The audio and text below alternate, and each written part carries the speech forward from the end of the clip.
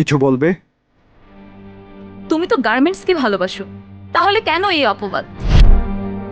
আমি ষড়যন্ত্রের শিকার। কবিতা তোমার সম্বন্ধে স্যারকে ভুল বুঝিয়েছে। ওর লাভ? লাভ লোকসানের কথা আমি জানি না। কেন জানবে?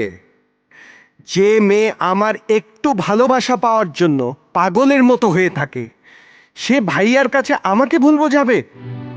হাহ, আসলে তুমি কবিতাকে সহ্য করতে পারছো না বলে ভাইয়াকে তুমি ভুল বুঝিয়েছো। রাজা, এটা তুমি কি বললে রাজা? অন্যের দোষ আমার উপর দিলে? আরে না না, তুই আসলেই পারবি না। চাল চাইলে যে জাল আমি ফালাইছি, তাতে রাজা নাদিমের শত্রু, আর কবিতা হইতাছে রাজার শত্রু।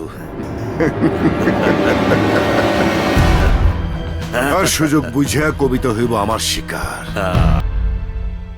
ফুটপাত থেকে তুলে এনে তোকে গাড়ি বাড়ির মালিক বানিয়েছি, এটা কি আমার অপরাধ?